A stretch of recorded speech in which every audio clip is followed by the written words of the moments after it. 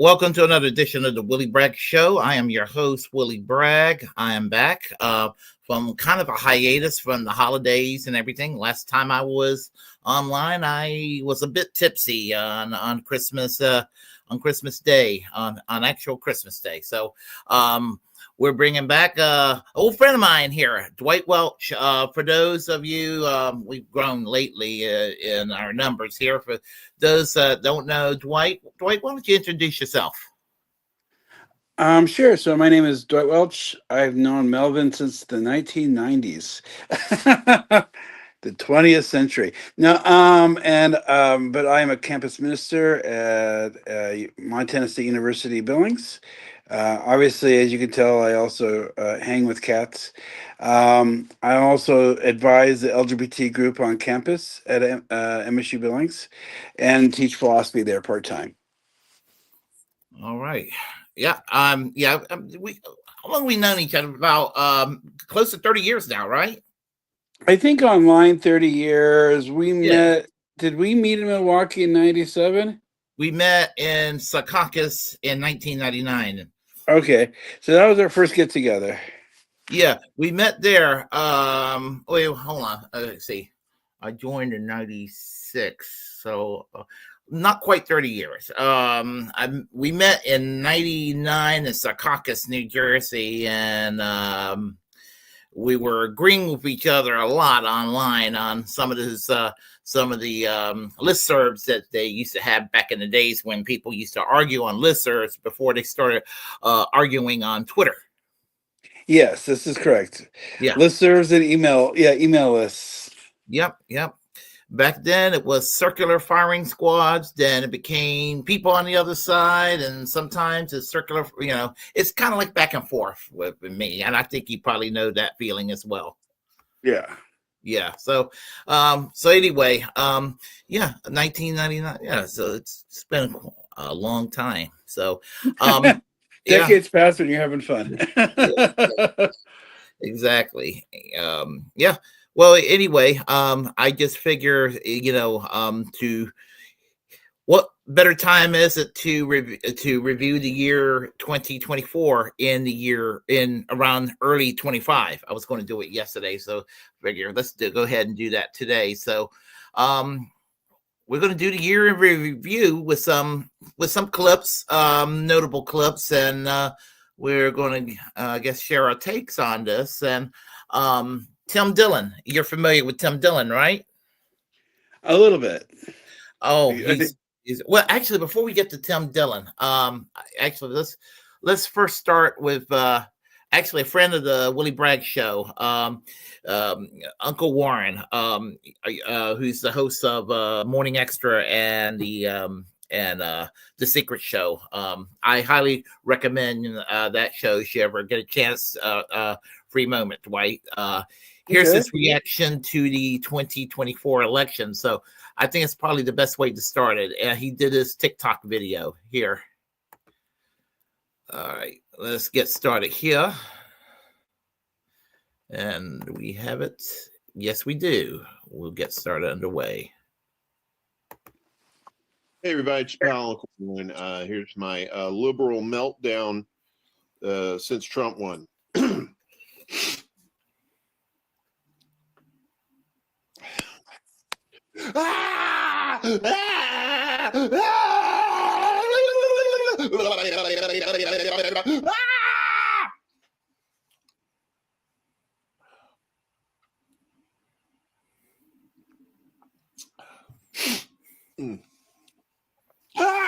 Why, God, why have you forsaken us?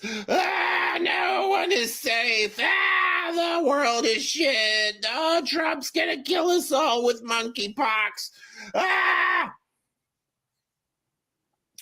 Folks, voting ain't gonna do shit for you. Okay? You can't vote your way out of anything these days. Get in the streets. Shut it down. Change the system. Change it to where it benefits the people and not corporations and not these elitist fuckheads that are running shit. It doesn't matter if Trump won or if Harris won, or Jesus Christ won, or if Satan won, or if Marvin the Martian won, or any of your favorite game show people won. None of that shit matters. Okay? None of that shit matters. Get out in the fucking streets. Get out in the fucking streets. General strike, or you're not serious. General strike, or you're not serious. Point. Hey, everybody. Yeah, so that's kind of where I'm at right now. Being in the, voting Democrat and voting third parties and just seeing what I see politically, it's going to take more. The way I see it, I just don't think we're going to be able to vote our way out of this shit. We're just going to have to mobilize out in the street, and you're just going to have to try to do some kind of general strike. What are your thoughts on this, Dwight?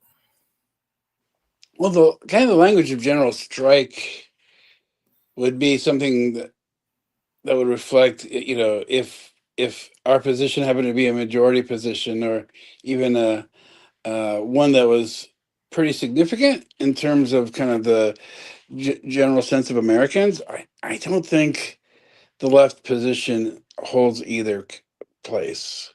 And so I don't really know what a general strike might do, though obviously targeted strikes by unions and solidarity strikes by unions could be significant and could make an impact. I do think that raises lots of questions about labor law reforms and things like that. Obviously I do think voting matters because I think we will notice a difference between Harris and Trump. It may not matter in terms of would we see the sort of kind of radical changes that we maybe want to be in a position to talk about? No, but I think we will notice the difference between Trump and a Harris presidency, or even Trump and a Biden presidency. So the folks who are freaked out, it makes sense why they are. Now, and on one level, I'm not entirely freaked out because I kind of thought this is what would happen.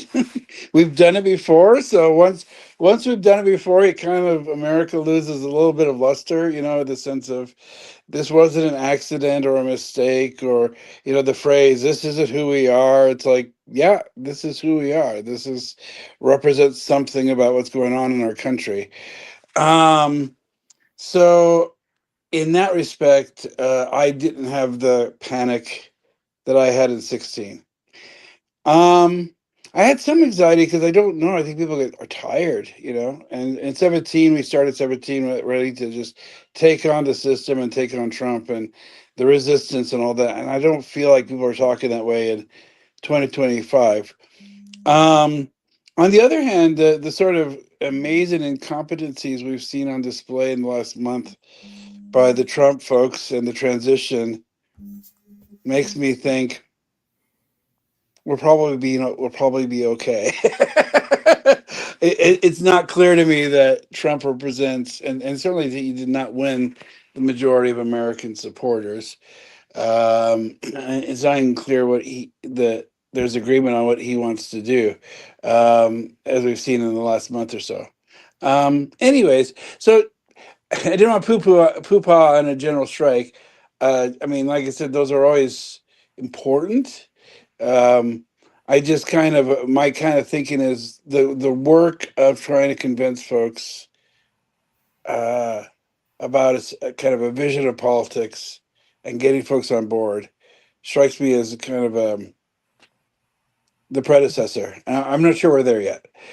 People are unhappy with the system, but it's not clear that they know or could follow, okay, who's responsible for what? What do you do that's different? Yeah. Well, in 2016 when Trump won, I didn't take him seriously. I thought he was a goofball. I thought he was an incompetent goofball. I thought he was a grifter, and all of that. And in hindsight, he campaigned in 2016 as opposed to 2024, where he campaigned very similarly versus 2016. there was pockets of moderation 2016 versus 2024. 20 and 24, where he was kind of like a rabid right-wing, extremist in comparison.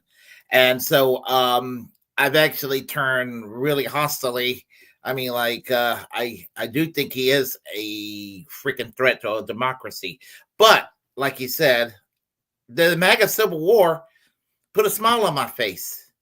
Yeah, I mean, to see the Elon Muskites and the Trumpies clashing against each other the way they are, and to have the Elon Musk and Vivek Ramaswamy's against Laura Loomers and the Steve Bannons, all four terrible people, but seeing them against each other, maybe Project 2025 may have a lot of monkey wrenches in there. They're not going to get everything they want. They're still going to do a lot of damage, but they're not going to get everything they want. And so we got a lot of work to do. Make the presidency as uncomfortable as it can be for them. Yeah, well, we've got a few seat majority or minority in the House, which is an indication. I will say that there seems to be this targeting of trans people, and so for the students I work with, that is really significant. And the question of how they kind of play out immigration will be significant as well. But I don't think you're going to see the social safety net like destroyed, or Social Security or Medicare or anything like that. The MAGA base relies on it, and they don't have a working majority to pass those kind of changes. But targeting trans people, targeting immigrants, targeting religious minorities, this is kind of their bread and butter. So that's what I'm expecting going into 25. Yeah, well, we were discussing this on the phone about the deportations, about the theatrics in blue states, blue cities. Yeah, I mean, the idea is they don't have the resources or means to do the kind of stuff he talked about on the campaign trail, this kind of mass deportation. And he said enough red state governors and business leaders tell him that he would both wreck the economy and wreck these red states. But just like, but the tool that you can use to frighten my immigrants as well as humiliate blue states, whether it's Portland or Minneapolis or Los Angeles. It kind of reminded me when Abbott in Texas would like send refugees to Martha's Vineyard. This did nothing to affect immigration in Texas. It just is them doing their culture war, and in a visible way. It was kind of like the Rwanda flying handful of people to Rwanda back in the UK from the previous conservative government, right? People saw it as theatrics and not serious. But I don't know. The difference is the communication system is such that MAGA may very well be satisfied, with Owning the libs. Owning the libs without necessarily raising prices, because that's the thing. That's what they live for. That's what they live for. Yeah, Trump won on some measure because of the inflation of 21 and 22. So if he repeats it, that's so his business leaders are telling them you can't repeat that. Yeah. So that'll affect, I think, how they go forward on it. Yep. So yeah, I'm just gonna hope for the best. So I think let's go with the story that kind of finalized the year, and that's with Brian Thompson that got assassinated. And people all of a sudden realizing maybe health insurance companies are the problems. You realize that. I realize that. People in our audience, our chat line here, realize that all these years. We really all profoundly realize that. But Americans are kind of waking up to that idea. And so is Tim Dillon. So this is from Breaking Points. Oh, hold on. I hit the wrong button here. This is from Breaking Points, and they're discussing Tim Dillon's comedy routine and a nervous reaction from some people. And Tim Dillon goes there. It's what I love about Tim Dillon. He's one of my favorite comedians. Kind of like Bill Burr, he just goes there. So let's go with it right here.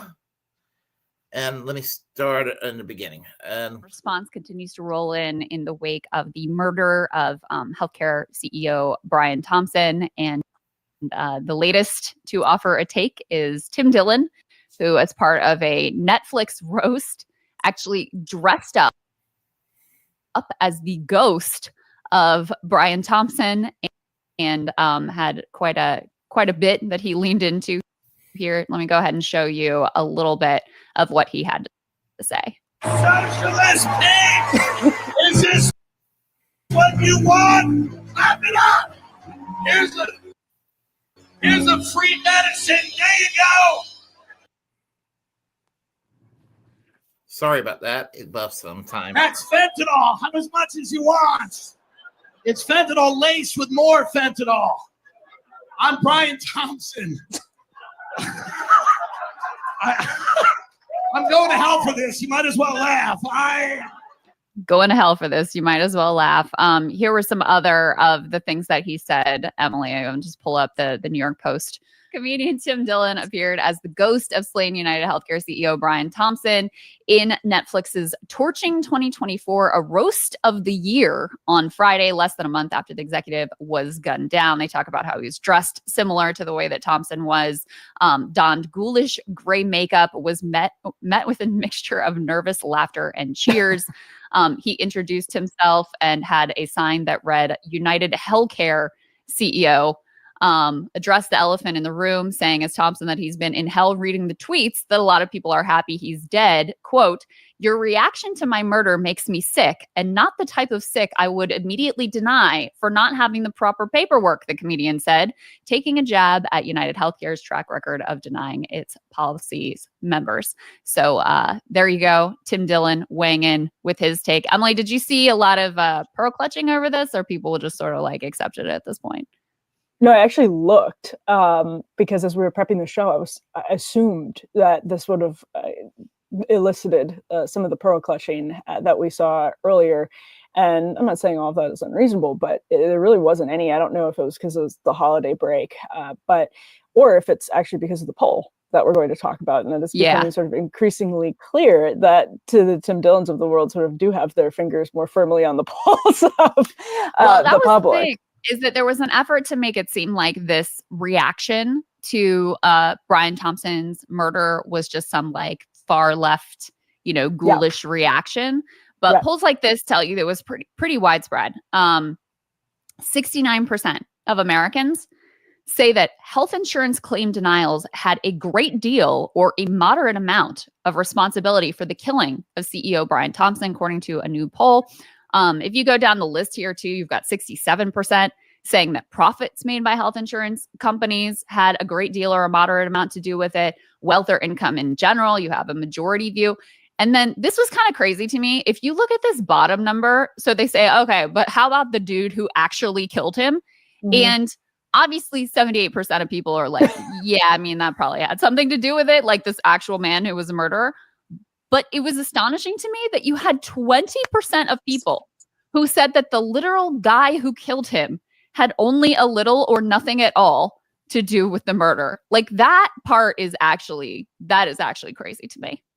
Granted, you can get 20% of Americans to say just about anything, but only 63%. When we were looking at that, said that he is like bearing the full responsibility, which means people have very mixed opinions. Like that 63% number to me is even more significant. Like it's a majority, yes, but it's not like a commanding majority. It's like people have pretty mixed emotions about what happened. And so I think, Crystal, you might be right that the immediate freak out over sort of the dirtbag left, right? Like this is just the dirtbag left, and they're just such dirtbags.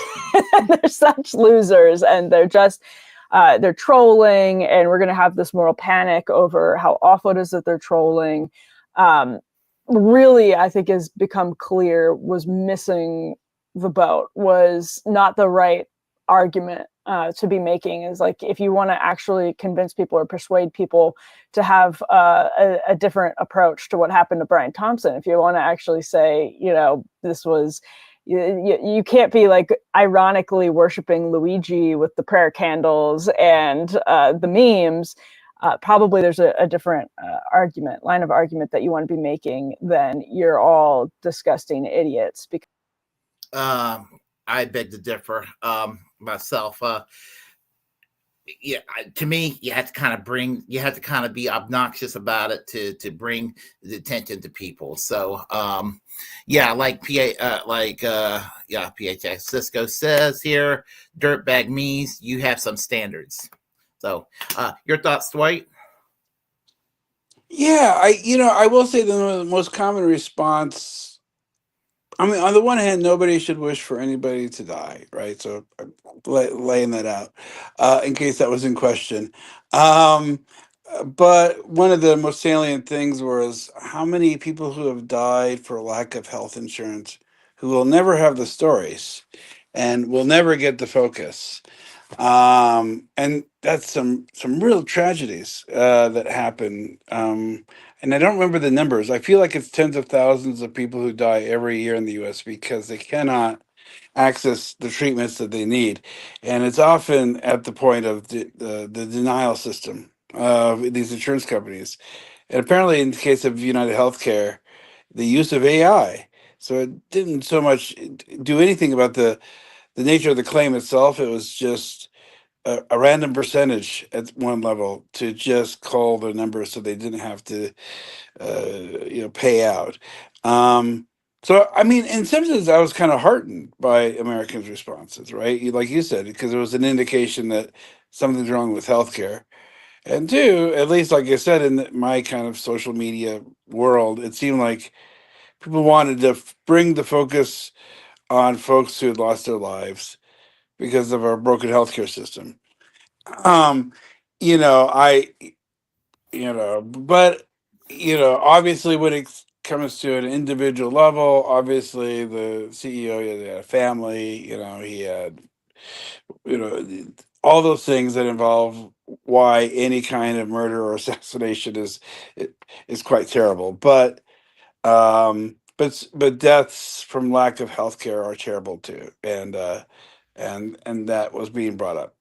And maybe, like you said, maybe we've talked on the phone that the healthcare reform debate hasn't ended. The assumption is it kind of did with the Affordable Care Act, which I'm grateful for and am on. I am on the Affordable Care Act. I have a health insurance plan that I got on the exchange, but nonetheless, we still are. There's too many still unresolved issues in terms of what insurance does and what it will cover. So, and still questions about access. So, and some of the access, by the way, is insurance, but some of it also involves, especially in red states where there's a lot of monies hospitals aren't getting, and the rural hospitals are taking the hit, and so we're getting healthcare deserts in the U.S. now. Where there might have been some medical care access that's just gone, or people have to drive hours. Jimmy Carter is actually the next story we're going into in a second. So the only thing I will say about this, I found out recently that with Jimmy Carter did campaign on national health insurance, single payer, what we call Medicare for all, and found out that it passed in the U.S. Senate when he was the president in 1978, but it did not pass in the U.S. House of Representatives. And I was actually floored. I would have imagined it would have passed in the House then and not passed in the Senate, but it was kind of the other way around. But anyway, getting back to what we were saying, this is why I was like very, very adamant about forcing the vote and just being, you have to kind of be obnoxious and be rude about this because we're always on a constant plan B on this question on healthcare. And we say pretty please to people who are supposed to be our allies. I'm not necessarily talking about AOC and the squad. I'm talking about generic Democrats. Can we have Medicare for all? Can we have a public option? And they will tell us if they're in a good mood. If you're good, we'll work on a public option, and then do nothing about it. I mean, it's very frustrating. It's very frustrating because public option, I could live with a public option reluctantly if they would push for it and have it achieved. But they're not even doing that. They'll whisper public option to try to keep us quiet and hope and keep us, and we need to just, I mean, you know, obviously I would never do what Luigi did. I mean, I'm just not that, I just wouldn't do that. And I'm suggesting people to do that, but he did wake people up on that question. Well, you know, it is interesting. I mean, the logic of the public option, because I'm in Montana, is this? Well, I mean, in a lot of states, so we have these state exchanges, basically. But health insurance kind of, we don't have a lot of options. Like basically in Montana, we've largely got Blue Cross Blue Shield. And that's in North Dakota, I don't think there is any other insurance option. And so when you have one or two insurance companies that basically determine the nature and the structure of coverage you get, you literally, the whole logic about the Affordable Care Act and the exchanges was you could shop, you could make decisions, you could you could have competition to drive down prices. But in a lot of states, we just don't have anything like that. And the idea of the public option was, of course, that would introduce a basic standard of care. And without it, we're kind of sunk. Now, I will say, hats off to Biden because I benefit from this. He passed a significant amount of subsidies, increase in subsidies for private insurance. So my insurance actually has gone down significantly, you know, in the Biden years, and that was important. But it's not competition. It's not fixing the lack of choices. Obviously, there's some issues that we need to be able to go back to the Affordable Care Act. And part of the problem with the polarized politics is, well, the right wing just wants to end it. I mean, so Democrats are always in this kind of rear guard move to protect it, which I'm glad they protect it, but actually we need to fix things. We didn't solve everything, right? We've still got some significant issues with the nature of our healthcare system. And you know, are we you're gonna do a Jimmy Carter clip? Because I do want to kind of talk about the Jimmy Carter effort, but I'll wait till we show that clip. I'll conclude the healthcare thing by saying this about the Affordable Care Act. I think the Republicans are not going to get rid of the Affordable Care Act. I think they want to keep it, but what they want to do, they want to keep it and keep what sucks about it, and take anything that's actually beneficial. The few little things that were actually beneficial and that actually was a positive use for the population, to take that provision out, like getting rid of the pre-existing conditions, getting the subsidies that will make the insurance cheaper for people. They want to get rid of that. They don't mind forcing people to buy extremely expensive insurance. That they're for. Mm-hmm. Therefore, keeping pharmacy, therefore keeping prescription drugs higher in price and everything. And some Democrats too. A handful of them are as bad as the Republicans on that. So that's where I stand on that. And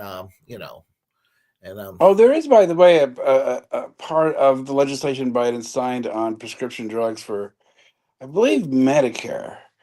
That will go into effect on January 1st, 2025, or has, that produces limits on total cost of prescriptions overall. And it does strike me as kind of silly. Like, I think Trump will probably claim credit that he did it, even though it was signed by Biden. I'm like, what are you doing, Democrats? You pass legislation and then you take years for it to for it to actually take effect, you know? Wouldn't be surprised. George Bush Sr. was against the Americans with Disability Act in 1991. And as soon as it passed in that year, he took credit for it in 1992. So. Oh, sure. Well, he signed it, but I get what you're saying. Yeah. I mean, Trump is notorious for that. He claims all sorts of reforms that either Obama did as his own, and he'll do the same for Biden.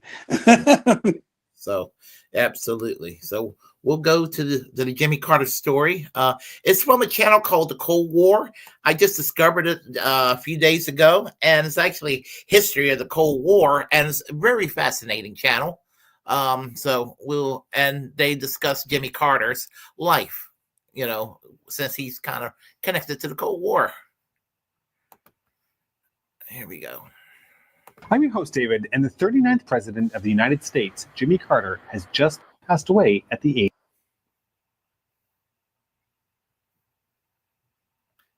age of 100.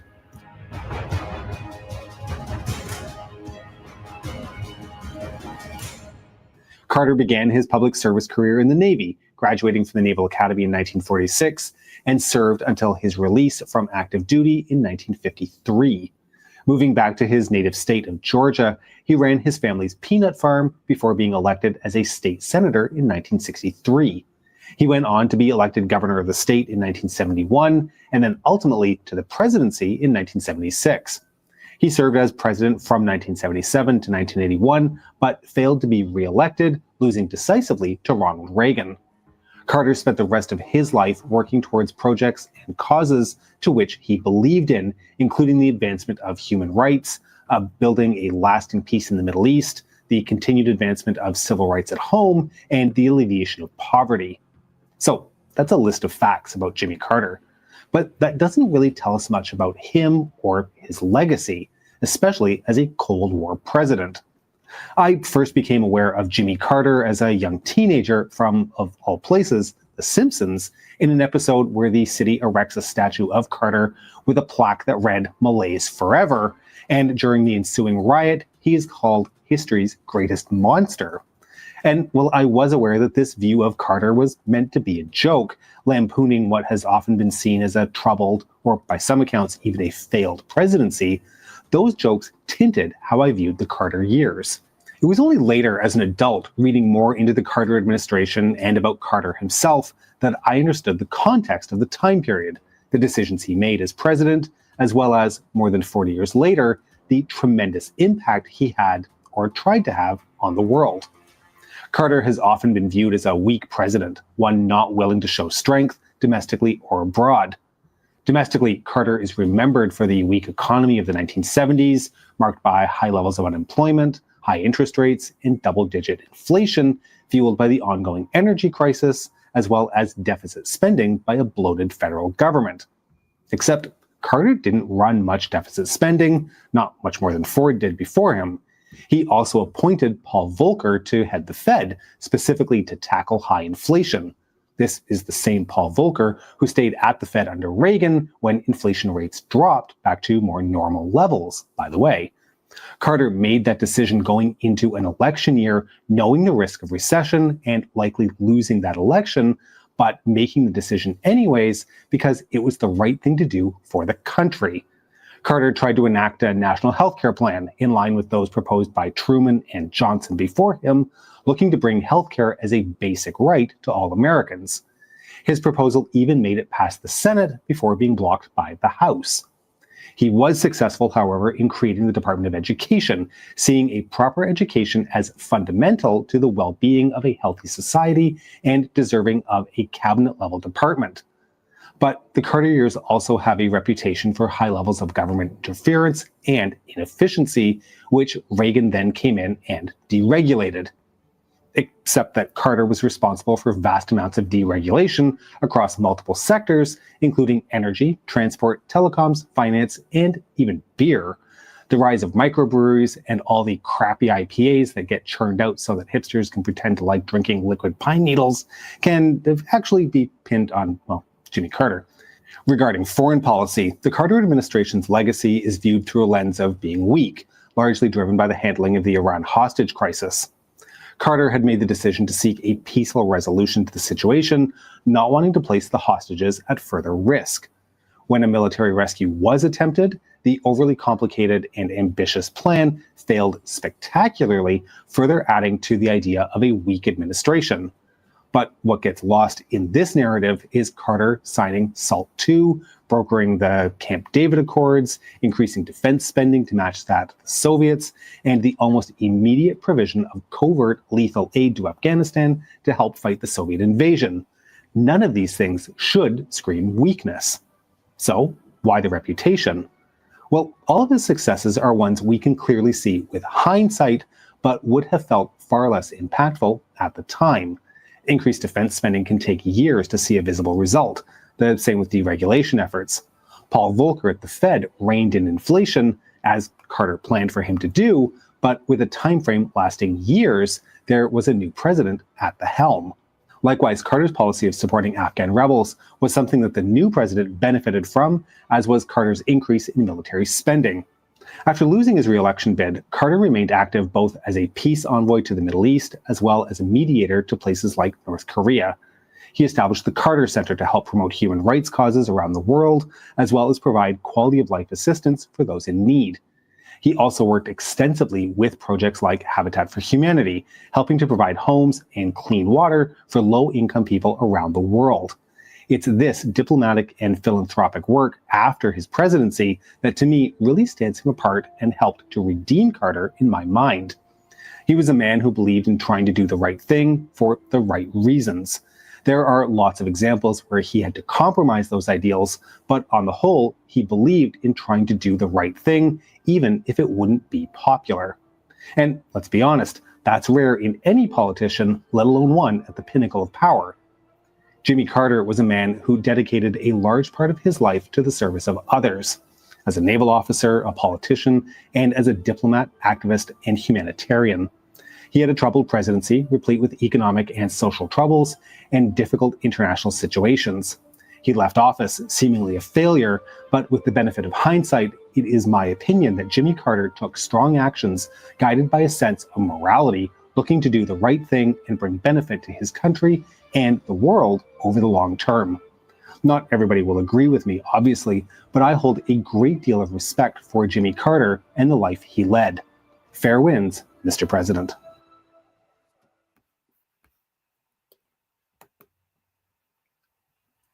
Doesn't he kind of remind you of Ben Burgess, this host?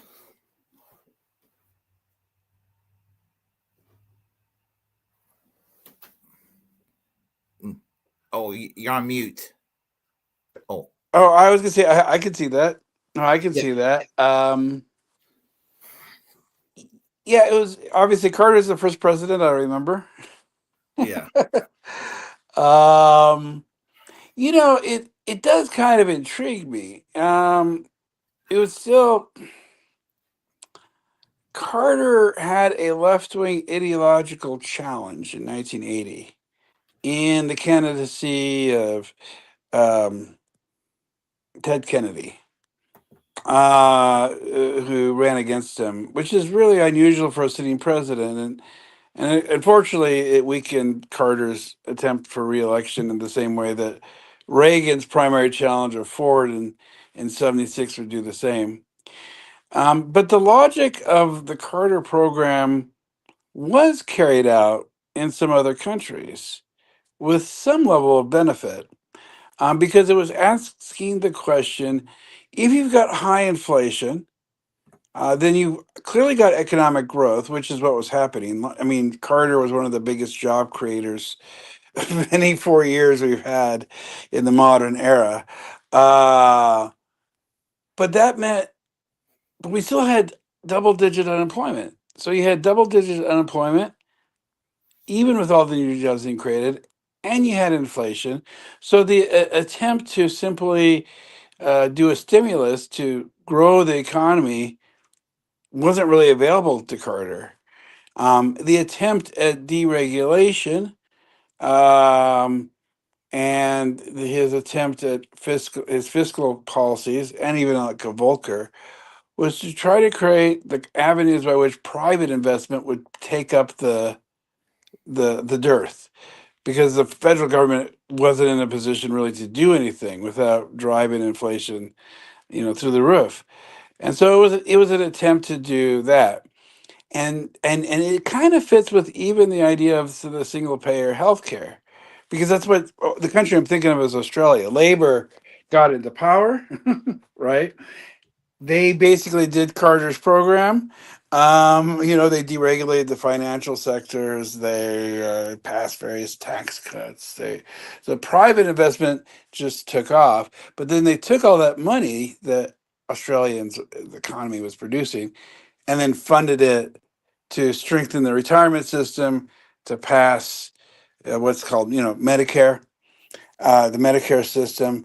Medibank. And yeah, I mean, that kind of stuff. And we never had that. We had Reagan gets this credit because that's where the economic boom happens.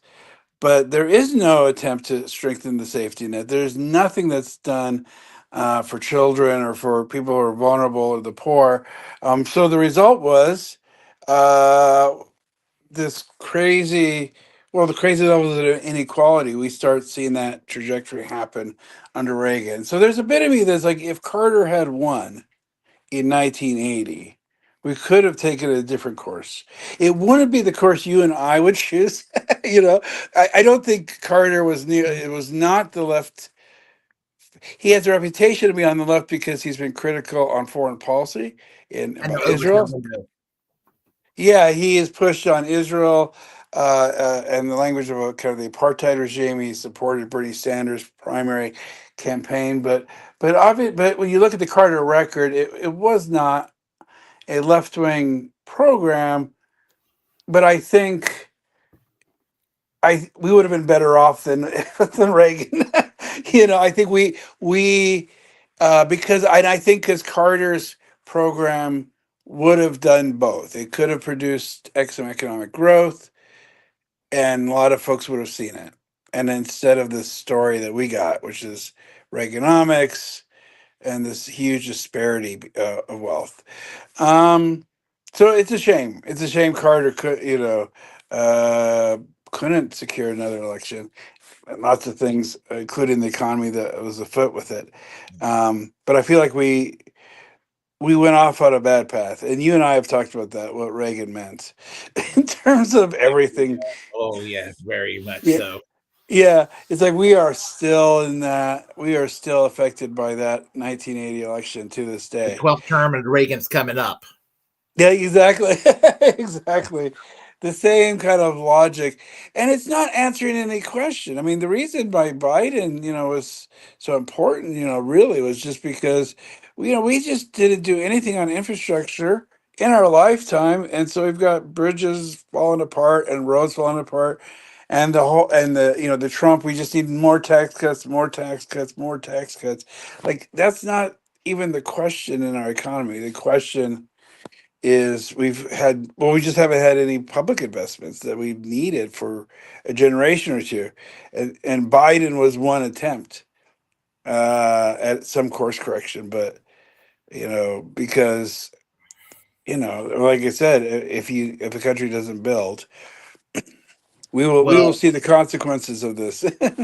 Okay, in that regard, during the I have always joked that we had President Joe Manchin and Vice President Kirsten Sinema, because I mean they had so much power. Yeah. Oh my God! I mean that they were the ones that kind of control everything, and I'm not saying that Biden and Harris, they were far from perfect. I mean, don't even get me started there. But I'm going to be 56 in March, and I have to argue that Jimmy Carter might have been the best president of my lifetime. That's not saying a lot, but considering how far to the right we have gone since Jimmy Carter, and some of that neoliberalism started under Jimmy Carter, the deregulation, and he kind of did that, kind of fusing it in with this renewed sense of folksy American populism, and sort of connected it to deregulation. I just don't understand that. And of course, in 1976, I know he would have been a short-lived president, but Hubert Humphrey was the man to support in 76, not Jimmy Carter. But anything after Jimmy Carter was shit in the White House, as far as I'm concerned. I mean, there was not a decent president since Jimmy Carter. I mean, like, you know, I say from Reagan all the way up to Trump, fucked every one of them to hell, you know? Pardon my language. Pardon my language. I mean, I think there's an interesting shift that happens. I mean, in some ways, the Clinton years does feel like a wasted decade, and the 90s in general. Though it's interesting because I do think if you want to look at the broken Congress, the Newt Gingrich years is certainly a part of it. You know, there is a degree that being Gen X means we just grew up with, like I said, we grew up with a lot of things that were kind of, you know, we didn't do the investments, we didn't have the structural questions or issues. I mean, the reason the reason I joined the Socialist Party in the 90s was because you couldn't have this the ideological space in the 90s was just, you know, so limited and so narrow that we couldn't raise especially questions about the economy and inequality. Now, the intriguing thing is, you know, in 2014 or 15, you start seeing movement for the first time where instead of growing in inequality, it's starting to contract a bit. And if you were to kind of find a location of that, in some measure, it was the Affordable Care Act. So, in a very weird way, I do think I don't put Obama and Biden in the same category as I do the Clinton years. Because in the, you know, there's negatives and positives in the Clinton years, but it could not, Clintonism had no answer to inequality. It literally had no means of responding to it. And I also think that's where the Democrats became primarily, it got disconnected in so Reaganized. many ways from so many parts of the country. Reaganized. Yeah, Reaganized. Yeah, yeah, exactly. And you know, there's that book, Listen Up Liberal, that kind of details that process in the Democratic Party. But yeah, I give more props to Obama and Biden, even though we've not seen the political payoff. But the economic numbers are starting to reflect this kind of shift. I wish we could find this video, and it was on video when you were up there at the time. But why don't you share with us, the audience, your time when you were on Rush Limbaugh? Yeah, I was on Rush Limbaugh. It was the discussions around the Affordable Care Act and trying to pass it, and he was just going off on the radio about he could not imagine that there's anybody on the left that would have problems with the Affordable Care Act, right? I mean, to him, it was, you know, communism, it was single payer 2.0, or dressed up, or it was the conspiracy by which we would get a single payer healthcare system, which obviously hasn't happened. And he goes, I need to talk. I need to talk to somebody who out there is on the left and couldn't support the Affordable Care Act, so I called. And I do think I got bumped up because of that.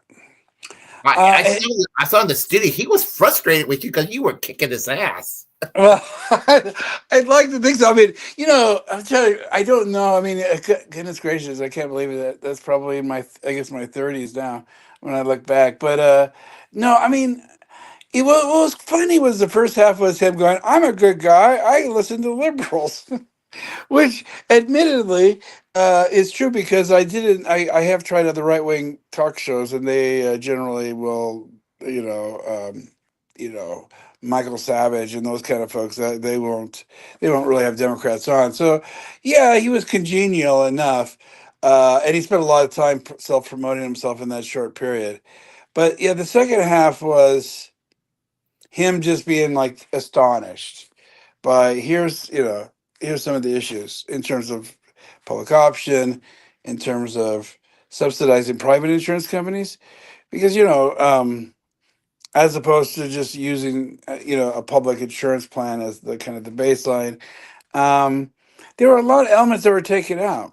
Like the negotiation for Medicare prescription drugs and those kind of things that Biden ended up fixing in some measure, but it just wasn't there. Anyways, it was my one time talking to Rush, but yeah, he had his jaw kind of to the ground. And I think his closing words, well, believe me, you will rejoice in the socialism of yes, he said the that. Affordable Care Act. He sure did, and unfortunately, that you never got a chance to fully rejoice the way we never got a chance to fully rejoice the way he figured that we were going to rejoice over this. So. No, it's again. This is why we're still having a conversation about healthcare. Every country will always have conversations about healthcare, but ours involve this kind of for-profit system and the brokenness of it. Are you ready for some comedy and drama? I am. I may turn the camera off because I'm going to move, but I will still be listening. So okay, yeah. Well, before we go into this is from last year. You may remember a hearing that involved Marjorie Taylor Greene, involved Jasmine Crockett, and Alexandria Ocasio-Cortez. And so let me go ahead and find this. And is Congress erupting into a cat fight?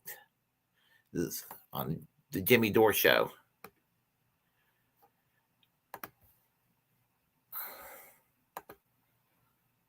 Hey, come see us in Ashland, Virginia, Athens, Georgia. Hey, come see us in Ashland, Virginia, Athens, Georgia, Rutherford, New Jersey at the Icarus Festival, and Minneapolis, Minnesota. Go to jimmydore.com for a link for tickets. But look what happened today in Congress. These other people, we had a cat fight. Watch this. I'd like to know if any of the Democrats on this committee are employing Judge Merchan's daughter. Please tell me what that has to do with Merrick Garland. Is she a porn star? Oh, Goldman. That's right. He's advising. Okay. He's advising who? What? Do you know what we're here for? You know we're here about I don't think you know what you're here for. Well, you the one talking about. I think your fake eyelashes are messing up. No, ain't nothing. Hold on. Oh, no, you did. Oh, she had that ready. Where's Steve Wilco?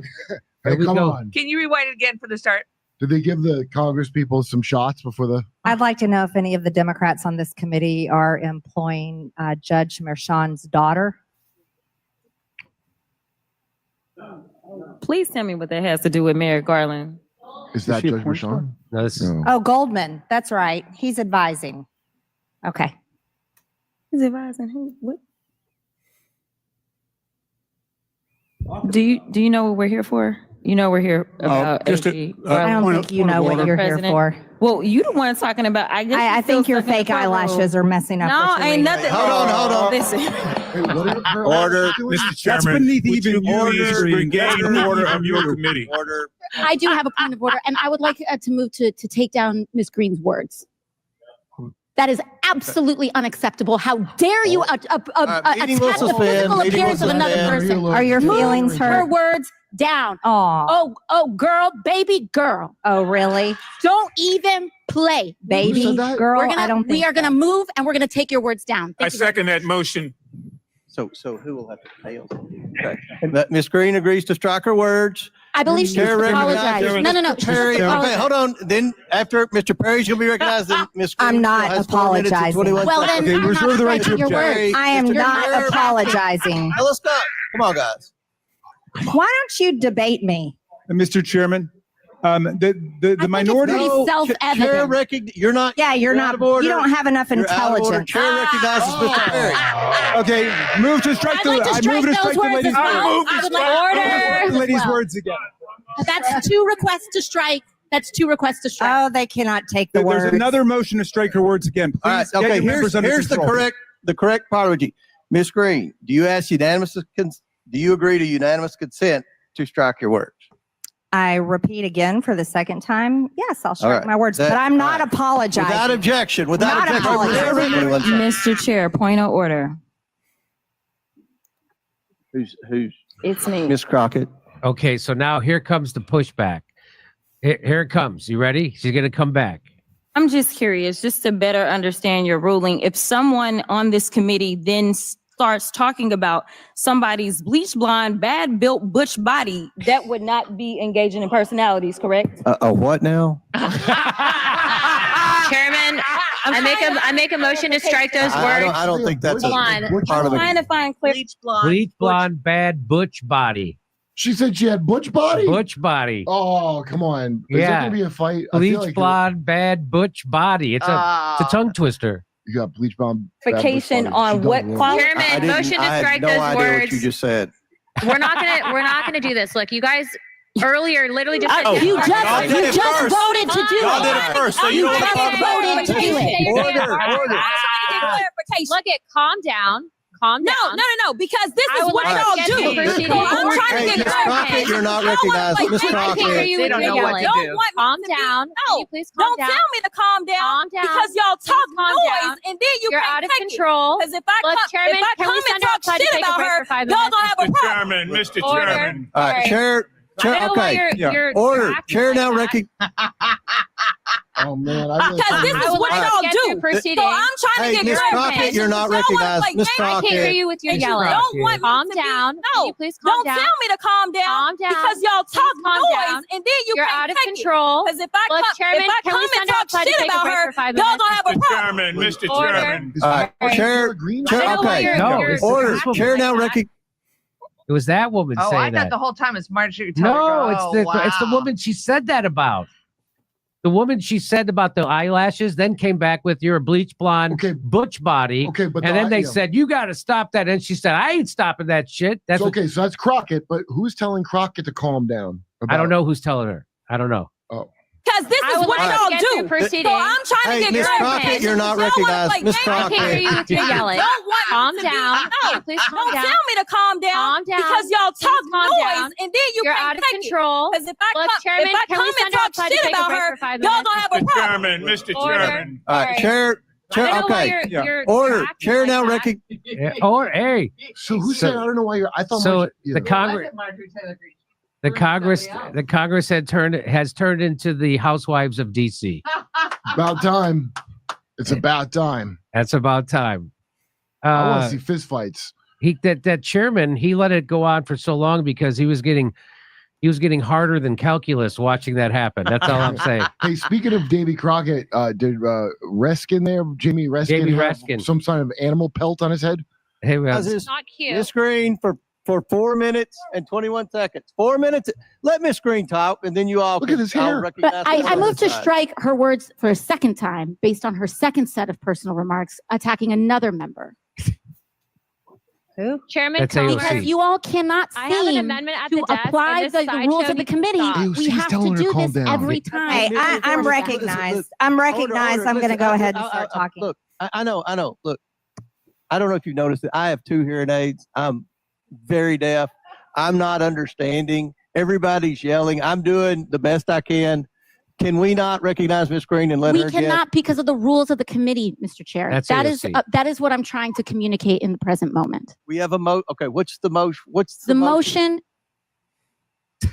so again, at least it's not. That's what happens in other. That's what I want. Yeah, I say, why don't they just? Look at this lady over there while they're hit. I'd pay to see this in Congress, something like that. Look at that chick in the orange jacket while they're grabbing you. Yeah. God, this is great. This is like a painting. For some reason, we're not allowed to pile on top of each other in the U.S. Congress and have a rugby brawl right in the Yeah. middle of a session. Well, just not in front of people. You could do it in your off hours. I think things would really move along if they picked up the pace like this. This picture, I hope this is hung in a museum. Look at how like Isn't majestic. that great? And one lady in orange going, see? This guy's like, Yeah. And look at the guy in the middle. This guy? Yeah. He's what, like, I wonder what do you think they're arguing over? Like, He said they called somebody a bleach blonde butch body. they told him he had a bad butch body and he won't. They said his He won't toupee- calm down. He had a bad toupee. Yeah. So I thought that was fun to play. There you go. So now you know. Now you know it's the people who are ruling over you. That composition of that picture is actually amazing. Yeah, it is. Look at the flow. See the hands at the bottom? It's like a real yeah. I want a poster of that. It Okay. looks like they got in that pose on purpose, honestly. But that's my favorite face, that guy. Yeah. It's like the Like last somehow he's in the supper. middle of it, but he's not really participating. I like this guy over here. He's like reading his He's still his reading. texting. Yeah. He's like, It's like a paint. It's like the Continental Congress in Washington is going, or whoever's. Yeah, And they're like, yeah, this guy's like, oh shit, I got a text. Hold on. guys, we were almost done here. I got to get Here we're doing stand up in Ashland, Virginia, Athens, Georgia, Rutherford, New Jersey, Minneapolis. So, what's your take on that drama that took place? I guess in the spring. So yeah, the voice saying to calm down was Marjorie Taylor Greene, and I'll tell you, it reminds me of when I was a substitute teacher in middle schools, which is always a fun age, and there was kids who knew how to bully, and what would happen is they would bully kids, in particular, who would respond back, and always it was the kid who responded back that got in trouble, right? And the bully knew that's what was going to happen. And I had to, that's what came to mind. Marjorie Taylor Greene does comments to create a rise out of the Democrats. It works. He's a bully. And she's like, oh, you're being so not rational. And you're like, no, Marjorie Taylor Greene were responsible for that entire kind of scenario and the way it played out. But in large measure, it is this kind of sense of Congress as, well, there's two things. One is as form of entertainment. It reminded me, do you remember Madison Cawthorn? Yes, I do. Yeah. Yeah.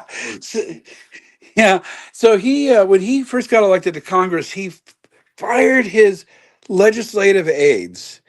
So, the legislative aides are hired, they get a budget, so many staff members that you can have per member of Congress. And historically, most members of Congress have legislative staff that will go over legislation, what is in it and what do you want to see in it. And he fired them and used that money to hire a publicist, an extra publicist.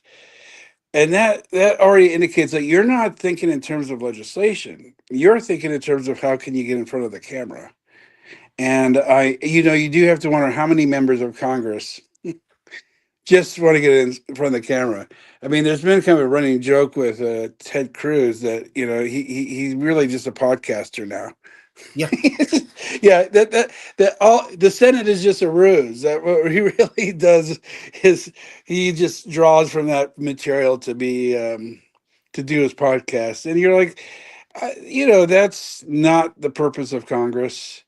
And it also just increases cynicism that Americans have, right, about government and whether it could do anything, which is also bad. It actually helps the right wing. In a way, this whole system. What? Yeah, the trolling and just that sense of, it's all a game. Politics doesn't actually deal with anything real. But, as we were talking about healthcare earlier, it very much deals with very real things, or foreign policy. People's lives are at stake if you get it right or if you get it wrong. But for Marjorie Taylor Greene, it's the blow-ups, it's the headline, and she's got a gerrymandered safe district. She'll never go away. As long as she wants to be in Congress, she just will be, Well, Farrah Cousins said that she'll never be a U.S. senator. She'll never be a governor, she'll never be anything but a congresswoman in that particular district in Northwest Georgia.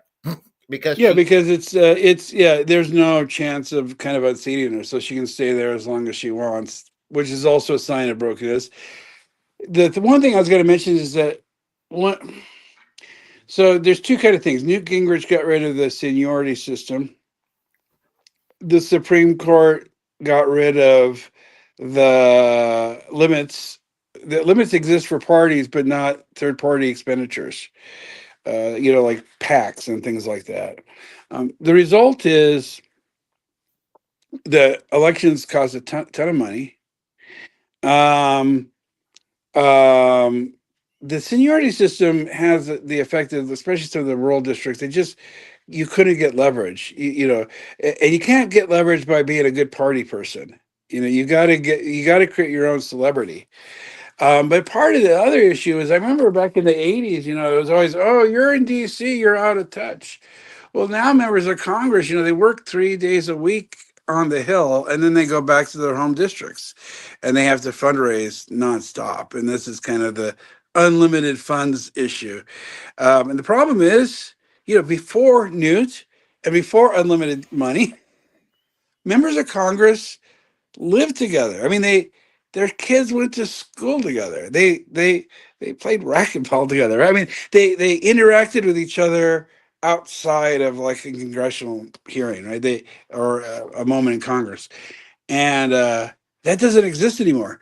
So the level of personal antagonism that marks Congress is probably the highest it's ever been, where people genuinely loathe each other. And of course, I have to admit, everything I've known from Marjorie Taylor Greene, I would loathe her as well. But the point is, somebody like that shouldn't even be in Congress, right? But you should have folks who, have some sort of regard for each other, because that's the way you make. Oh, and the Gingrich also got rid of those kind of those like, I'll build a post office in your district if you build a theme park in mine, or whatever, right? Oh, that's corruption, that's pork. And you're like, no, that's how bills passed. Members of Congress, you had the Speaker of the House, and then you had the committee chairs. When Reagan wanted to reform the 1986 tax reform, he called Dan Rostenkowski and the House Ways and Means, and they kind of worked out backroom deals. But that's how things got passed. And now, people might have been complaining about it, but now things don't get passed. We can't pass a budget. We're always on continuing resolution, right? We can't pass a budget. The speakership cannot control members of Congress. We've had how many speakers of the House? We don't even know if Mike Johnson's going to be Speaker of the House in a few days. Yeah, I mean, that kind of system. I mean, I will say, if I don't tend to be quote the founding fathers or back the way the government was designed, but I will at this moment. The government was designed for the Speaker of the House in the way it functioned through a lot of the 19th century. He was the de facto prime minister, the speaker. The president was the head of state, but the president didn't really do a whole lot beyond that. And it was really the Speaker of the House that was, because the House of Representatives is in some ways has the most power. It has the power of the purse. Were the folks that mattered. And what we've seen in the 20th century is the flip. And people think of Theodore Roosevelt as kind of the apex of this, where or it was called the imperial presidency, right? The presidency is everything. And Congress starts receding into the background of relevance. I don't know if that's been good. I mean, I have suspicions that we got an inferior system out of that. Yeah, believe me, I would change many aspects of the system if I could. The way we elect people, the way we do our electoral system, the legislative system. I mean, yeah, I would change. I would change a lot of things. I would get rid of the electoral college. I would have U.S. House of Representatives run by proportional representation. I'm trying to think, would I get rid of the Senate or would I reform the Senate? That I'm not sure of yet. But those are good. That's a very good question. Another one I've heard, we could have, this would be very unwieldy. The British Parliament has 650 or 600 some members, and they've only got 60 million people in England or something. So the districts are manageable. You can actually know your member of parliament, right? Yeah. Our congressional districts are crazy and unwieldy, you know. And so you're like going, look, maybe we should have a lot more members of Congress representing less people, so that you have a little more direct access to your member. Yeah. I mean, well, if you get rid of the electoral college, I mean, I think getting rid of the electoral college, you hear Republicans, they would, if getting rid of the electoral college would elect more Republicans, they'd definitely be for it. But and I tell Republicans, I don't favor getting rid of the electoral college because I want Democrats to control everything. I think that getting rid of the electoral college will actually fracture the Democrat and Republican Party. It will fracture them all into smaller parties because they will have no reason to stick together. All these conflicting, you know, the Bernie Sanders and Hillary Clinton wing will no longer have to tolerate each other, and what passed for the MAGA wing and whatever passed for the so-called moderate wing of the Republican Party, if there's still such a thing, you know, they don't have to stay together. They can kind of go their separate ways too, you know. Oh, I could, yeah. I mean, that would be good. I'm trying to think of how that process would work. One of the things that Don Busky explained that. You know, you remember Don Busky? Yeah, he explained that to me, and he convinced me that getting rid of the electoral college will break up the two-party system. At least the one thing is it wouldn't be like 7 or states that matter and everybody else just doesn't. You know, I mean, nobody came out to Montana, and why would you? You know, because it probably, with population system, it'd be the same, but at least, you know, you'd have to go out to California, you'd have to go to Illinois, you'd have to go to Texas, you know, you'd have to go to any place where there's a lot of people, right? And as opposed to, no, we're just going to hit these few states because they've got the electoral college met. And you know, I think that would be huge. And I think it would also just restore confidence. We've had too many elections. Ironically enough, you know, it was very possible for Kamala Harris to become president and not win the popular vote, right? Just the way it worked out. It was a very small number of votes in a few states. Had she, you know, sent so many tens of thousands of votes different in Pennsylvania, Wisconsin, Michigan, she could have been in the same boat. And then there's a bit of me that's like, I wish it would have happened, because I would love her. I'd rather her be president than Trump, but also because then maybe Republicans would get why the electoral college system is terrible. You know, Harris shouldn't be in a position to be president if she didn't have the votes. I see she could have been.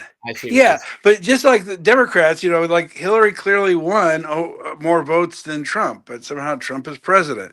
That almost happened this year with Harris. And you're just like going, let's just not do that system anymore. Boy, have you noticed that the people, the MAGA crowd who loves Trump, they hate Bush and Cheney, but they love Trump. And they swear that 2020 that it was rigged. But you go back to the year 2000, they will still swear up and down that George W. Bush and Dick Cheney won fair and square, even though they hate George W. Bush and Dick Cheney. And then, well, that was another election where Gore won more votes, right? Yeah. This election that was rigged was in Florida in 2000. Yeah, no, that's exactly. And by the way, you know, partly there's a whole nother conversation. But partly, I mean, people follow elites, right? And because Trump said the election was stolen, that all of a sudden shifted the entire discussion. And so, yes, Democrats follow their elites, and that's how, you know, and Republicans follow their elites. And that, I think that generally still holds in political science. Had Trump not tried to contest 2020, we would not be having that conversation, but he did. But the other feature of why I think it worked is most people we've sorted ourselves out politically where we just don't run into people who voted different than us very much. There's a lot of Americans. I mean, I was so funny back in 2012. I was in Sheridan, Wyoming. I was talking to this rancher. He was like, "Well, Mitt Romney's going to win." And I'm like, "How do you know?" "Well, everybody I know supports Romney." I'm like, "You're in a farm community in Wyoming." Of course, everybody supports Romney. That in no way bears on whether Obama's going to have more votes or not, right? Or Romney, or who's going to win the Electoral College.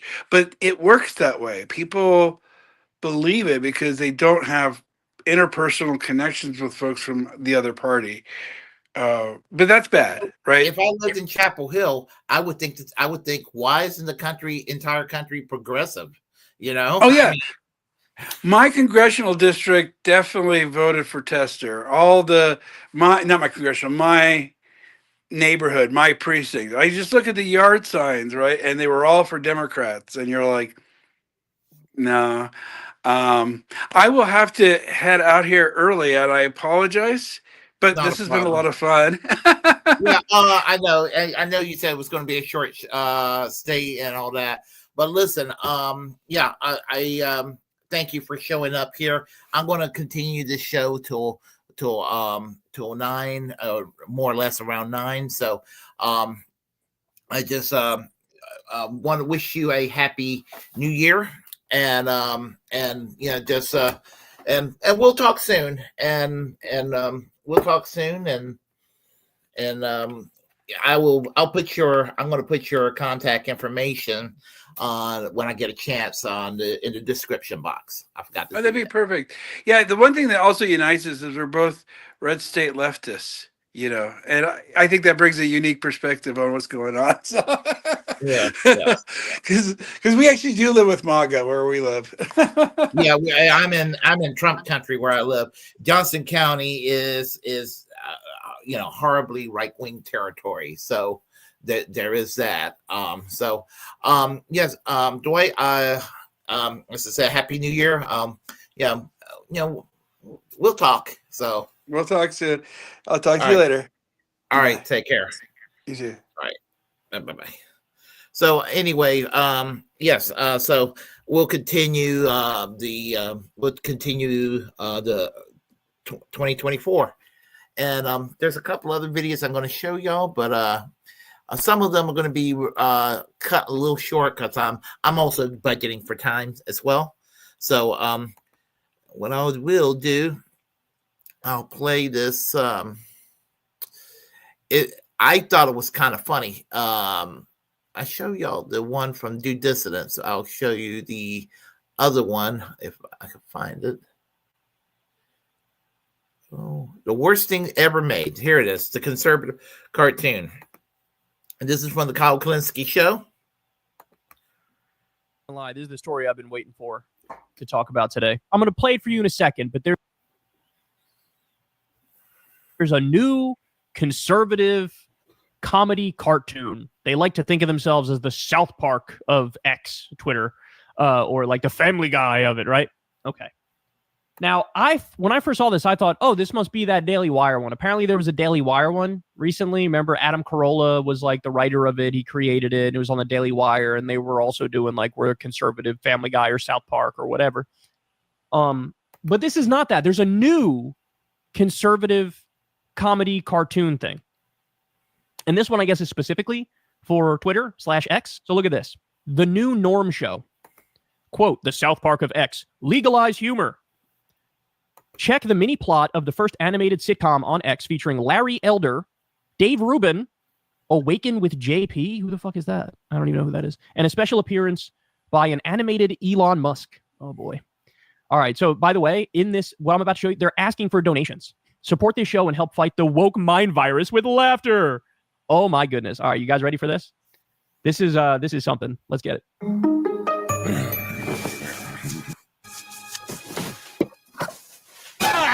What's that? Progress. It's the new norm. The new norm ain't the same as the old norm. I'm the old norm. I want normal beer. Warning, predator reached. It's your fault I got house arrest. You're the one who threatened the school board. I gently suggested Yelled. They stop brainwashing my daughter that girls aren't girls and men aren't men. Sometimes they're neither, or both, or furry and dress like dogs. Ow! Janice, What's that? Boring, offensive. Actually, that is one of my pronouns. Also they, them, and me. You're non-binary? How do you know that word? I learned it in school. That's why I'm locked up. Norm, the judge agreed to conditional parole. What condition? Where's my room? That's staying here? Chaz is part of a new government program. To re-educate homophobic, transphobic, racist. Charlie, finally, someone normal. I don't understand. You're black. Did that just black whisper? You're his friend? And boss. Speaking of, when you coming back to the trophy shop? As soon as I get rid of this, which means I gotta take in that. Offensive. Chaz is here to re-educate Norm. In non-bonery studies. Offensive. I love how there's a laugh track in the background. This is a cartoon. I'm allergic to dogs. It's okay. Billy is an emotional support dog and non-binary. Oh, okay then. Good dog. I come here to get away from woke. Trouble at home? My boy, or whatever it calls himself now, is thinking about transitioning. Reggie? Try Regina. Transitioning to what? Another bumble. Hopefully not a Jet fan. Hey, pronoun, this bud's for you. I can't drink. I'm not 21. Y'all influenced my boy to cut off his junk, but draw the line at beer? Can't do this. Yes, we can. Find a way to break him. Maybe we can fix the country. I just want normal beer. You know there'll be jokes. The new norm ain't the same as the old norm. Everything's changing and I don't know when. The smoke nights Maryland, thank God for Elon Musk. Heaviest shit was me. It's just the home for free speech. That is literally the worst thing I've ever seen in my life. And they did that whole, you heard the whole thing at the end, like make America funny again. Bro, in order to do that, we have to deport all of you. God, it's so try hard. First of all, the jokes are dated even for conservative comedy, which normally lags behind anyway. Like, even 6 years ago, this wouldn't really hang in there. But it's, we get it. Oh yeah, pronouns and the woke mind virus and it's like they're one joke, right? What do you want to identify as an attack helicopter? You want to identify as an attack helicopter? You want to identify as an attack helicopter, bro? You want to identify as an attack helicopter, bro? You want to identify as an attack helicopter, bro? Attack helicopter, bro? Like, yeah, we get it. You don't like trans people. You think it's weird. The whole pronoun thing throws you off. Oh, yeah, real fucking edgy, real edgy, real unique material. By the way, like okay, now we got to talk about the nature of comedy.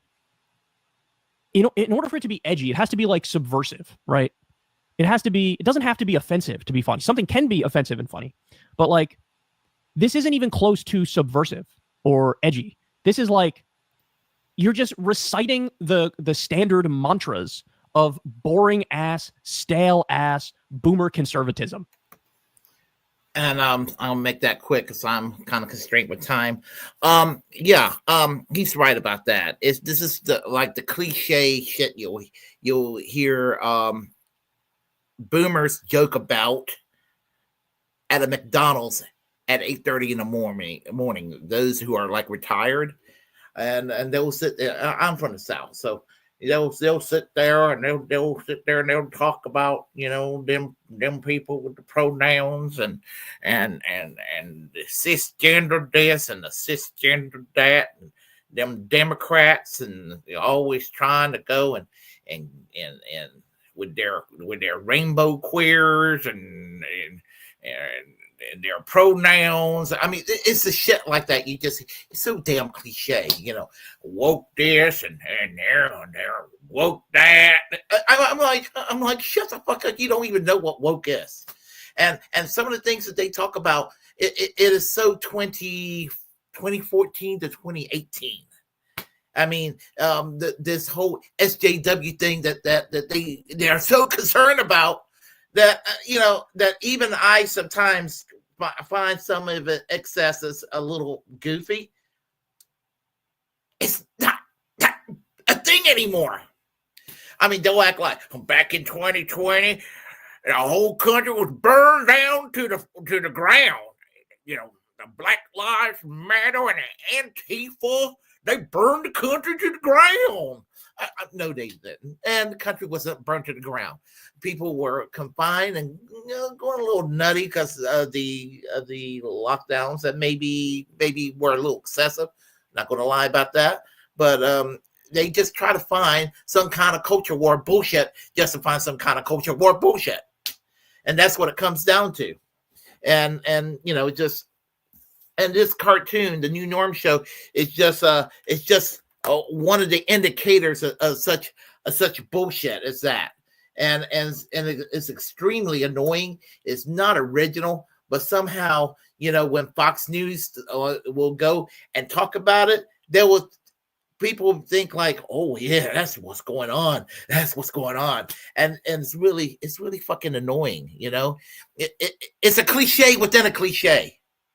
And so, you know, and that little AI generated country song in that cartoon, the New Norm Show. Sure. This is from Elon Musk, X, the home of free speech. Bullshit. Even some of their own are getting canceled by fucking Elon Musk. So anyhow, let's go on with the next story here. Give me a moment. And let's go with Julian Assange. You heard he's now a free man. Okay, here we go.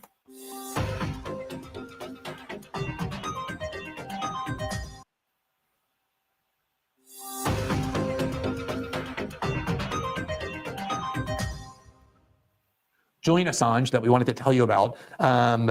We're doing our best to analyze it as much as possible. The news just broke about a plea deal that Julian Assange has reached with the United States, under which he would agree to plead guilty to one felony charge, and in return, prosecutors will seek a 62-month sentence, which is the amount of time he already has spent in prison. So it would essentially allow him to be released from prison and return to Australia with no further constraints immediately. And we're going to take a little bit of time just to analyze that, but do we want to do this ad first before we do that?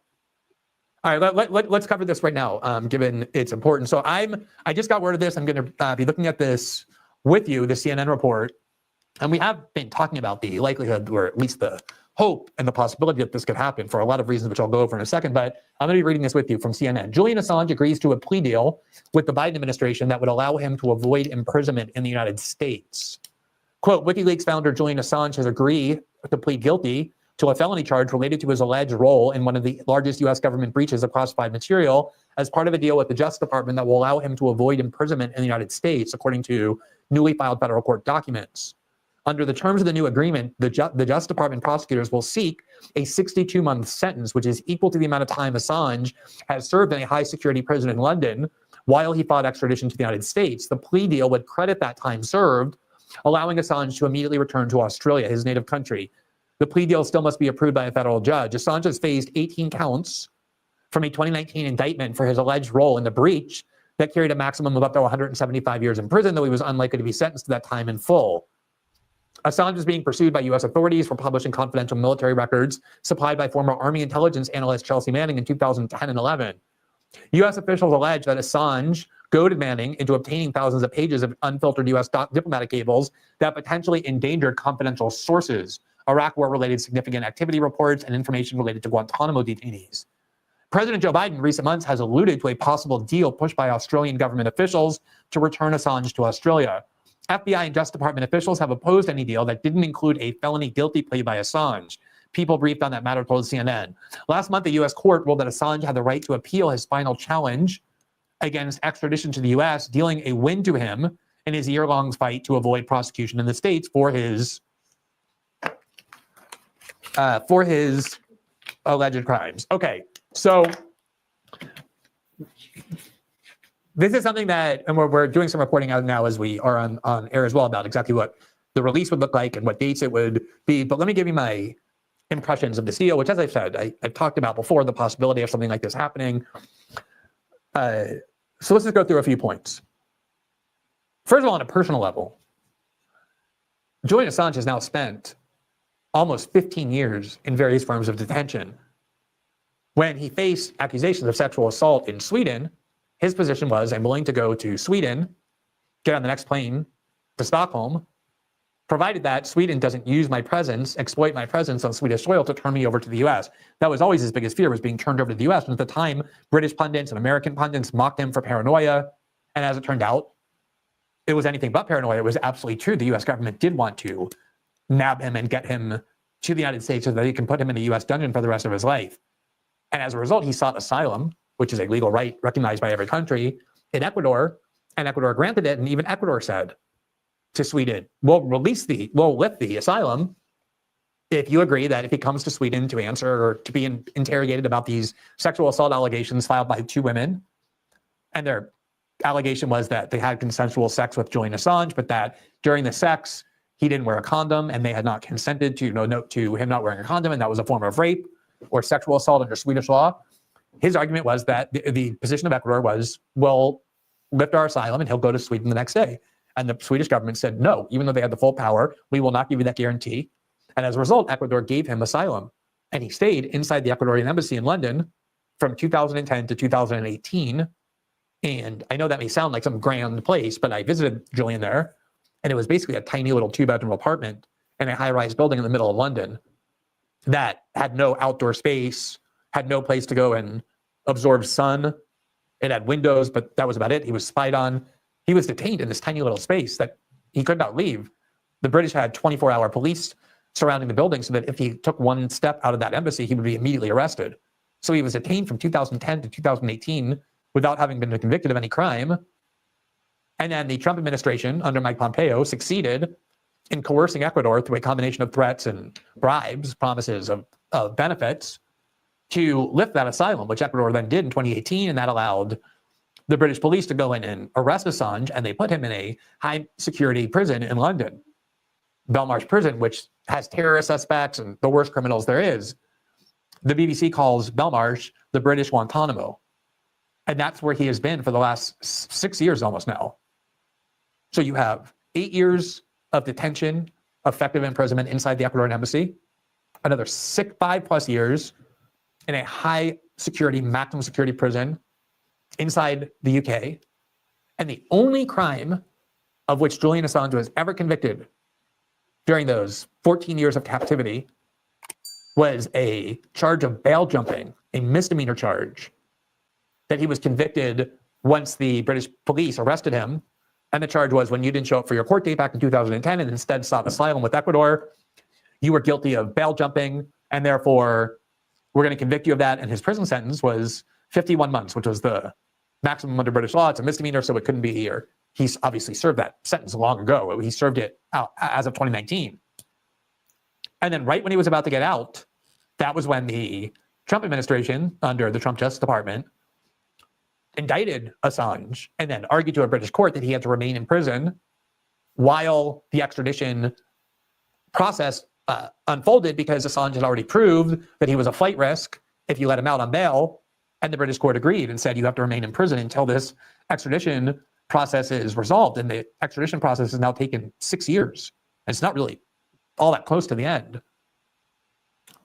And there have been Assange's doctors and psychiatrists who have warned that both his mental and physical health were in extreme danger through this 15-year detention. And on a personal level, I'm, of course, disappointed that he pled guilty to a felony count, because I believe vehemently that he's guilty of nothing. And that if anything, he was owed a lot of compensation for unjust imprisonment. That was why they want a 62-month sentence, so that he can't claim that even one day in prison was unjust. But on a personal level, he's married. He has 2 children who are now growing. I think they're 7 and 8. And the ordeal that he has been subjected to over the last 15 years is almost impossible to express. So whatever Julian felt like he should do and his family felt like they should do to get him out of prison and finally end this nightmare and make him be free, I totally support that. I'm going to have to make that one short because I have one last story here. But I will say this. I thought I'd never see the day that Julian Assange would be a free man. And journalism should never be considered a crime. And the fact that he's now, free and in Australia with his family is a good thing. And, just the fact that what he went through was nobody should have to go through that. And I wish that he would get the full pardon, But I totally accept the fact that he's freed, and that's probably the most important thing for him to be at this point, and all of that.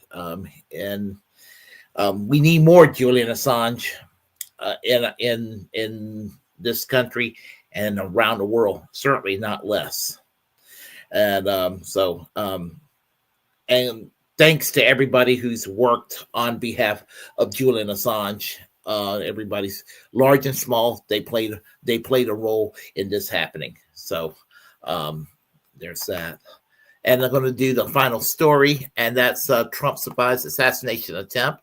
So we'll go ahead and talk about that. This is Peter Coffin, and this will be also fairly quick because I'm, as I said, I'm kind of constrained by time. So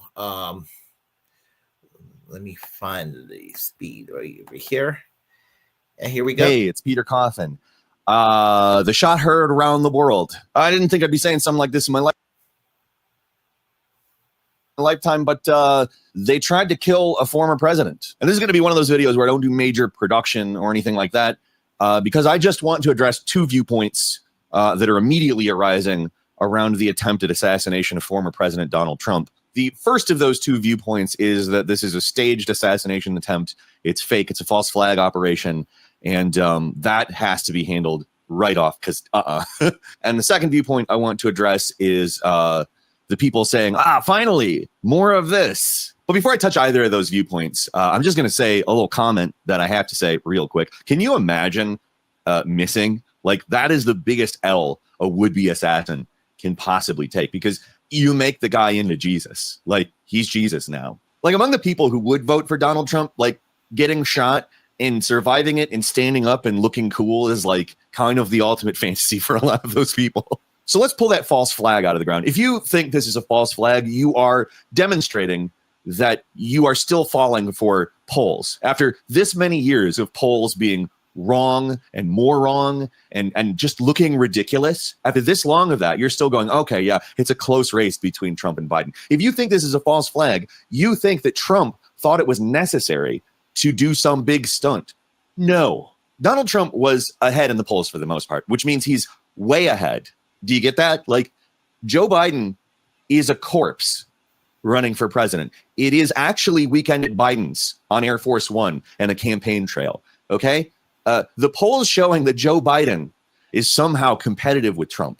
That's absurd. I don't care how bad Donald Trump is. I don't care how much of an idiot he is. I don't care how stupid he is. I don't care how big of a liar he is. The idea that a corpse is competitive with him is absurd.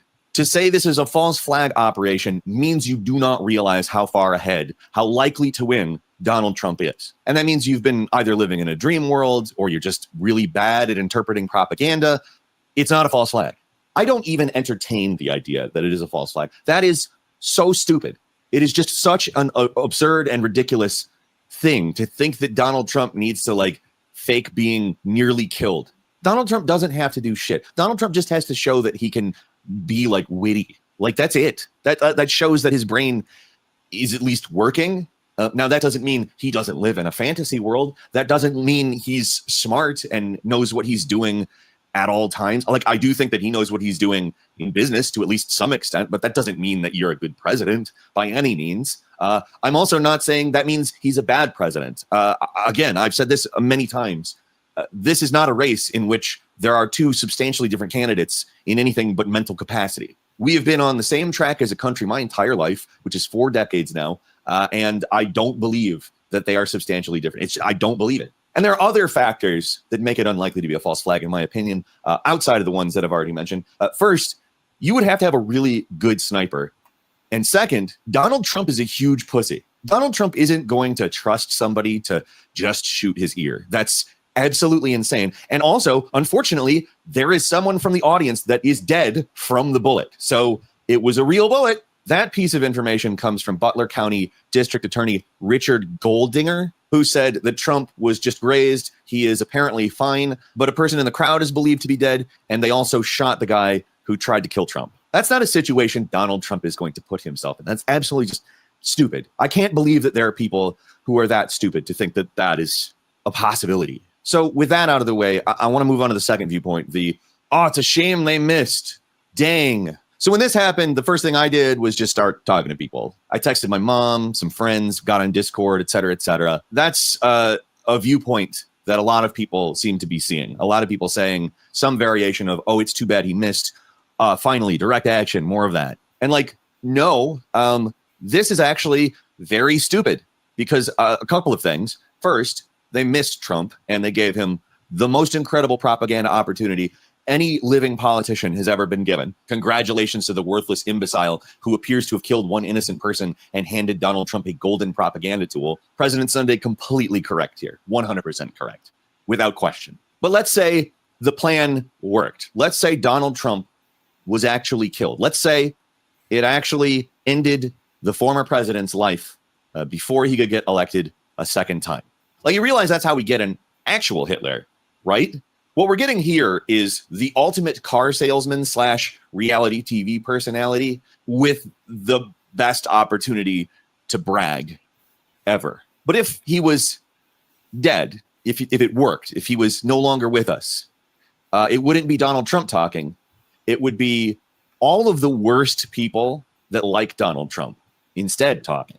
Like all of the neo-Nazis and actual fascists that march around and look ridiculous would actually have a point. They'd be able to say, look, they killed our guy. And Donald Trump wouldn't be alive to say, I'm not their guy anymore either. He would be their guy. And they would be able to use his death to become much more powerful than they could have even dreamed of otherwise.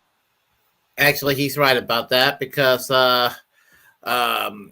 even though he was a piece of shit when he was alive, General Augusto Pinochet, when he died, the Nazis, neo-Nazis in Chile were like rallying to in mourning. They did a rally and they were mourning that their dear leader, Pinochet, was dead. And Pinochet was a piece of shit. He may not have been as evil in Hitler's territory, but more adjacent to, let's say, someone like Franco, Salazar, and Mussolini, which is like a notch below the level, like the spectrum of evil, you know, where Hitler was like the finalized. Well, you know, anyway, the point I'm trying to make is that, you know, and Trump will fall into that category too. You know, I don't think that Trump is Hitler, but Trump is bad enough. I mean, he's authoritarian. And the Republican Party's been creeping toward authoritarianism for a long time. So has the Democrats, by the way. And, you know, the thing about it is that and they made a living martyr out of Donald Trump when that dumbass went with the assassination attempt. And I do believe that it was not to make him look sympathetic and to stage it with the bullet grazing his ear and everything. And like Peter Coffin says, I think that if that was staged, Donald Trump is too much of a pussy to take a chance like that. Yeah, I mean, yeah, I just don't think he would do that. So, but the point is, you know, Tim Black said this when it happened: cancel Christmas. This guy's going to get reelected. 100%. He was 100% sure. I was pretty damn certain he was going to be reelected. If I had any doubts, this was a warning sign that he was going to come back in. And I remember having to hear people saying how they were like, they were wishing that the guy would have been successful in what he did. And I don't wish death on anybody, you know, even people I would politically disagree with. I just think that just brings out the worst in any of us to do that. However, you know, we're stuck with what we're stuck with now. And, you know, it was not a left-wing conspiracy to do away with Trump. It wasn't even a shit-lib corporate Democrat thing, you know, or I don't know if it was it a PSYOP thing, officially, a deep state thing, you know, that remains to be seen, you know. But the thing about the deep state, I want to say this, this caveat: will the right wing in this country be complaining about the deep state in a couple of weeks? Because they've been bitching about the deep state for the last several years. And would the liberals be starting to complain about, would the liberals start rediscovering their civil libertarian streak that they may have had at one point? Or would they still look at the deep state in the way that they look at it currently under Democratic hands? So these are questions I guess we'll find out the answer to. So there was a couple of more stories I was going to add to the year 2024 in review. As I said, I have to go to work tonight. And so I'm going to log off real soon, and I will talk to everyone here on the chat line. But as I said, I'm going to go. So I want to thank Dwight for showing up here earlier. So it was great having him back. He's always a good guy to talk to and everything.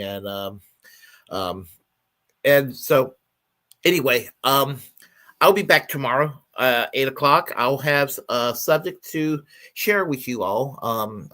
I just got to decide what I'm going to talk about, but there will be a show tomorrow night. So I'm Willy Bragg. If you like what you heard, please press like and comment any way you disagree with what I have to say. Feel free to share the contents on this channel. As a First Amendment absolutist, it's my duty to inform you to create your own platform and utilize it, because we are all the muckrakers of our time. So I encourage each and every one of you to go, and if you don't have a platform to create one and muckrake.